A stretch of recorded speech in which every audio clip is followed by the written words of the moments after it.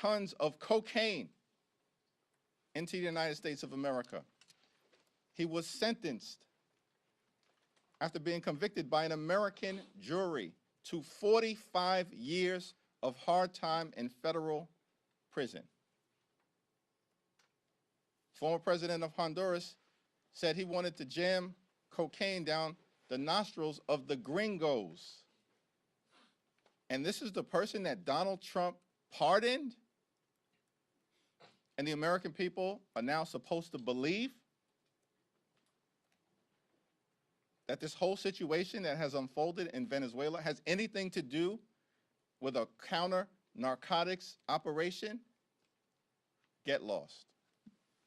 Thank you, Mr. Leader. Happy New Year. You've been critical of some of the briefers who will be speaking to you this afternoon, Pete Hegseth, Pam Bondi, Marco Rubio. You've also been critical of some of the previous classified briefings you've received from the administration. What's your level of confidence going into this particular briefing that you'll get the answers that you say you and House Democrats are seeking on behalf of the American people, when these are the same officials who have briefed you in the past and you've been critical of the information that they provided? House Democrats and Senate Democrats, I believe, are going to press every single member of the administration to get the answers that the American people deserve on a whole host of issues related to why this action was taken and undertaken without congressional authorization, and what are the plans moving forward now that Donald Trump says that his administration is running Venezuela. And Donald Trump had the nerve to dismiss the popular opposition leader of Venezuela. Said that she was not popular, did not have the support of the Venezuelan people. Donald Trump does not have the support of the American people. He's historically unpopular. And yet he's questioning the legitimacy of who should actually succeed the deposed former president of Venezuela. So there are a lot of questions that need to be answered today by the highest levels of the administration and later on this week when the entire House and the entire Senate will be briefed. President Trump has now floated the possibility of U.S. intervention in now Cuba, maybe Colombia, and Greenland. Are these issues that you expect to come up at the briefing today? Yes. And there is no military action that should be taken in Venezuela, in Greenland, in Panama, in Canada, in Cuba, or anywhere else on this globe without explicit approval by the United States Congress. That's our position. And we're going to work hard to make sure that we pass the legislation necessary to deal with an administration that is clearly out of control and not focused on actually doing the things domestically that are designed to make life better for the American people. With regards to the discharge petition vote coming up later this week, do you believe if that passes the House, it can actually become law and further bring down healthcare costs for the American people? Well, House Democrats are working hard in partnership with a handful of our Republican colleagues to make sure that we can move the legislation forward this week on a bipartisan basis to protect the health care of tens of millions of Americans, everyday Americans, middle-class Americans, and working-class Americans. When we successfully move that legislation out of the House, I do believe that a straightforward extension of the Affordable Care Act tax credits, similar to the bill that will be moving in the House, is the one piece of legislation that we know has bipartisan support by a majority of U.S. senators. Every single Senate Democrat and at least 4 Senate Republicans who have previously voted for a 3-year straightforward extension of the Affordable Care Act tax credits. There is no reason why this legislation upon successfully being voted out of the House shouldn't be taken up immediately by the Senate and passed. The only obstacle is John Thune and Senate Republicans who want to play procedural games as opposed to protecting the health care of the American people when they know that a majority of United States senators support extending the Affordable Care Act tax credits and making sure that we protect the health care of working class Americans. Thank you, Congressman. Is there any concern that what's happening with Venezuela will overshadow the work that you guys have on the ACA, the work that you're doing on affordability and other issues like that? From the very beginning of this administration, Donald Trump and their strategy, their flood the zone strategy, has been to wear America down so they can tear America down. This is not new. This has been the reality of the chaos, the confusion, the corruption, the crisis that has characterized the Trump administration since the very beginning. And we're going to have to continue to navigate our way through all of the challenges that are thrown at the American people, and eventually to end this national nightmare and continue this country's great march toward a more perfect union. We're starting the week. We have to deal with extending the Affordable Care Act tax credits. We will. We're going to confront the administration as it relates to actions that they took connected to Venezuela and the possibility that they're going to send additional troops into Venezuela, which is a non-starter, future military action, a non-starter. Why are we engaging in this kind of aggressive military behavior on behalf of big oil companies that make billions of dollars of profit each and every year at the same period of time when electricity bills in the United States of America are out of control because of what Donald Trump and Republicans did in their one big ugly bill, when they decimated the clean energy economy.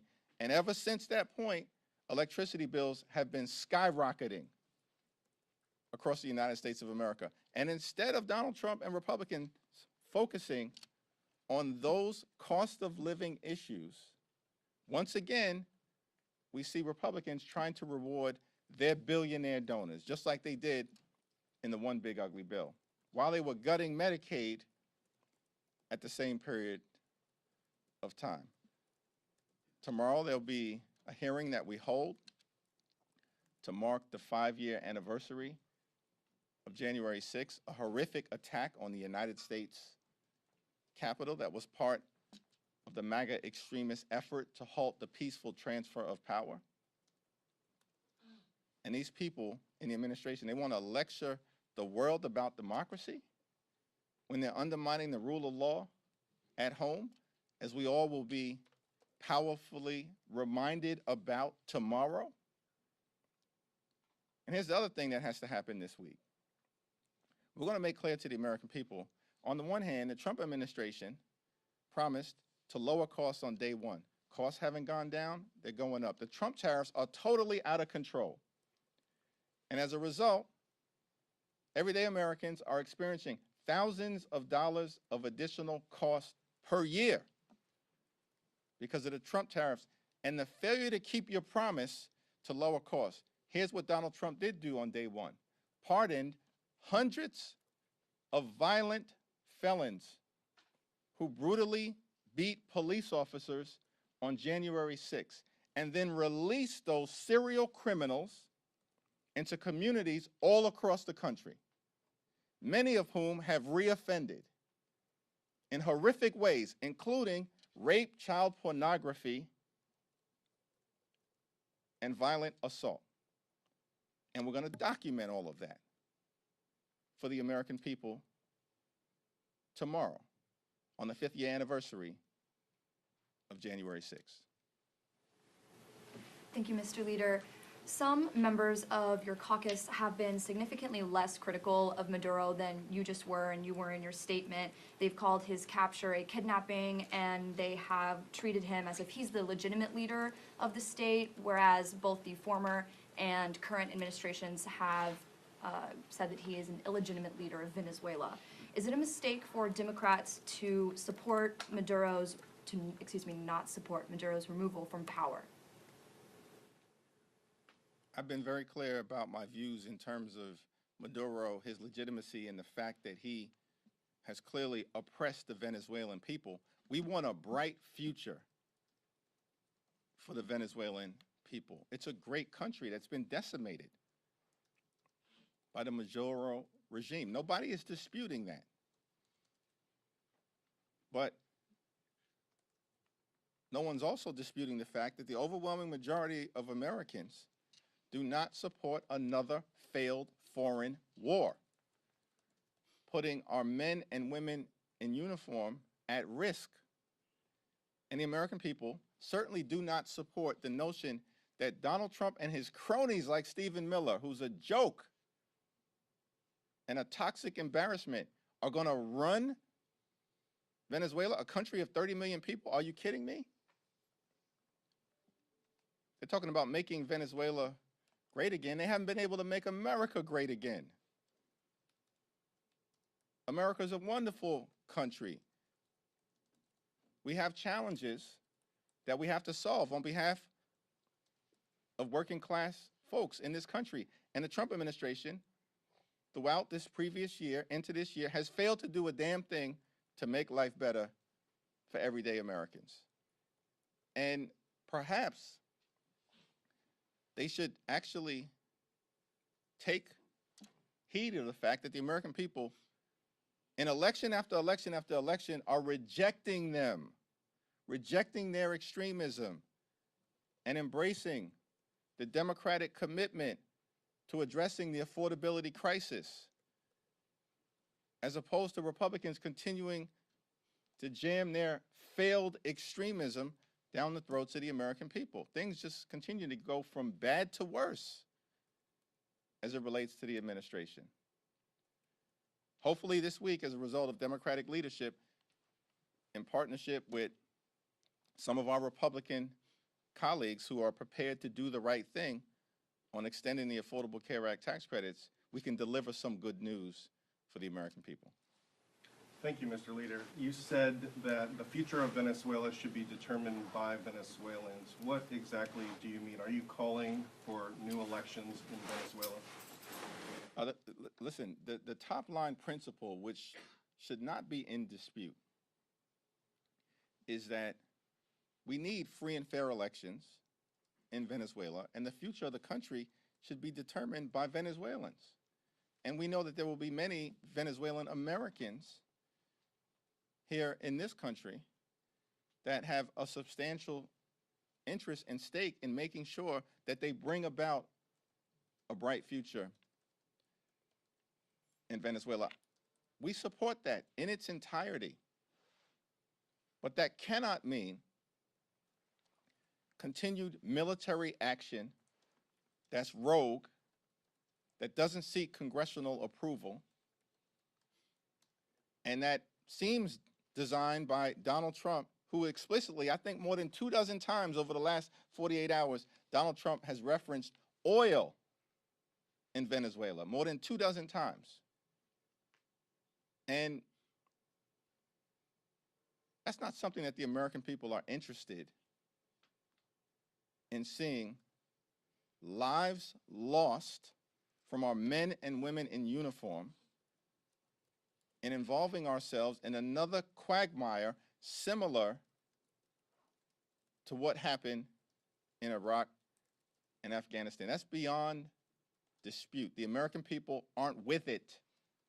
House Democrats aren't with it. And the last thing in the world we need to see is the Trump administration running Venezuela. Focus on the American people and actually solving the many challenges that we have here in our country, which you have failed to do since being inaugurated on January 20th of last year. Thank you, Leader Jeffries. The president said he didn't notify Congress of the Venezuela operation because Congress might leak it. What's your response to that?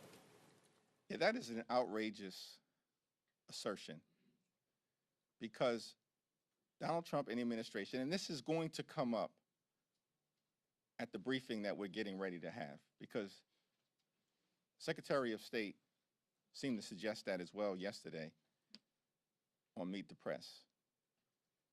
If you have a responsibility to notify Congress, or at least a subset of congressional leaders, that's there for a reason. It's because Congress, particularly the House, is the institution closest to the American people. And in the context of the United States Constitution, it's the Congress that has the sole power to declare war. So the Constitution isn't a matter of inconvenience. It is a requirement. George Washington, in his farewell address to the nation, made clear that the Constitution is sacredly obligatory upon all. That's what George Washington said. That means everybody. There is no Trump exception to the United States Constitution. And there's no evidence that the Trump administration has ever presented of congressional leaders being briefed in a classified setting and that information then being leaked in a way that undermined America's national security interests. The question that we're dealing with right now is, how was this military action taken by the Trump administration going to advance the national security interests of the American people? We still don't have any answers as it relates to what should be a fundamental guiding principle whenever this type of extraordinary military action is taken. Pat Ryan and some other members of your party have insinuated that the Trump administration, Secretary of State Rubio, lied to Congress in December about the administration's war aims in the last all-member briefing. Do you believe that the administration has lied? The administration certainly is going to have to try to reconcile its prior statements that were both publicly made and made directly to Congress, that regime change was not an aim of this administration. That's what they said. Regime change was not what was behind the military strikes that have been taking place off the coast of Venezuela for the last several months. While at the same period of time, over the last several months, they were planning this extensive military operation.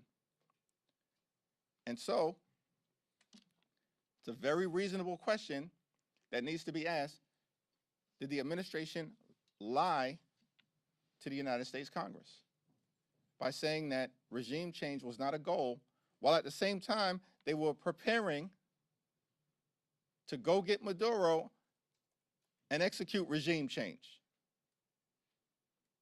And that certainly is going to be what the Congress is going to confront, at least on the Democratic side, the administration about 30 minutes from now in that classified briefing for congressional leaders, and later on this week when they come before the entire Congress. I have a question on the 3-bill minibus that was released. What are your thoughts on that? And is it a sign that Congress is taking power of the purse back from DOJ? Seems like a lot of the Democrats are rejected. Yeah, we'll have, Rosa DeLauro did a tremendous job. Democratic appropriators, working in a bipartisan way, did a tremendous job. I haven't had an opportunity to review the package in its entirety, but it's supported strongly by Rosa DeLauro for very sound reasons. We'll discuss it on Wednesday morning as a caucus, but it's on a very positive trajectory. Thank you, Mr. Leader. Happy New Year. You mentioned the need for action and a response from Democrats, possibly legislation. Obviously, 3 Democrats last year introduced war power resolutions. Some of those could be coming up for a vote. I'm curious where you, I know you still have to talk to the caucus, but stand on those. And on government funding, there's still a defense appropriations bill. Are House Democrats having the discussion of possibly demanding withholding funds, who knows what else, in that bill to get support, Democratic support on that funding bill? Well, we'll cross the bridge with respect to the defense appropriations bill when we get to it at some point soon. We got to get these 3 current bills that will be on the floor later on this week through the House over to the Senate, and then if there's bipartisan support in both chambers, to President Trump's desk. But I think it certainly, is the case. There's real concern as it relates to the need for congressional action connected to our sole power to declare war. No further military action should be taken in Venezuela or anywhere else without explicit congressional approval. And we need to legislate that, because otherwise we certainly cannot rely upon the administration simply to do the right thing. It's going to be interesting if they try to maintain, and the Attorney General apparently is going to be in this briefing, that this is a law enforcement operation. Explain to me, I'm trying to figure this out. This is a law enforcement operation that involved an elite unit of the military, Delta Force. It involved at least 150 different military planes, aircraft, and helicopters. It involved dozens of naval ships off the coast of Venezuela. It's action that apparently involved thousands of troops in different ways throughout the region. It involved direct military strikes in Venezuela. And we're supposed to believe this was a law enforcement action? Make it make sense. It does not. It was military action without explicit approval by the United States Congress, which is why the Congress needs to act this week. Thanks. Thank you, Leader. So with the removal of Maduro from office, do you believe that the United States and Venezuela are in a safer place than they were before, or is it worse? It remains to be seen what the situation is going to be in Venezuela, because the Trump administration has no plan. In fact, Donald Trump's plan is to say to the American people, he's running Venezuela. Marco Rubio or Pete Hegseth or Stephen Miller apparently are running Venezuela. Come on. That is not a serious statement. It's a very dangerous one. And the American people want no part of the Trump administration running a different country. It's in violation of international law, the notion that the Trump administration are going to run a sovereign nation of 30 million people in South America. And so the future of Venezuela is uncertain. And there's chaos, there's danger, there's uncertainty, there's crisis that may befall the country if the situation is not managed correctly. The future of Venezuela should be determined by the Venezuelan people, period, full stop. In terms of whether America is better off, America would be better off if Donald Trump and the administration decided to actually focus on making life better for the American people, as opposed to the chaos, the crisis, the corruption that we continue to see and have seen in this country since day one of Donald Trump's presidency. House Democrats are determined to make life better for the American people. We believe in this country, when you work hard and play by the rules, you should be able to live an affordable life, a comfortable life, live the good life, not too complicated. Good paying job, good housing, good health care, good education for your children, and a good retirement. We need to lower the high cost of living. We need to fix our broken healthcare system, and we definitely need to clean up the corruption that we continue to see in real time from this administration, so we can deliver a country that actually works for everyday Americans. Thank you, everyone.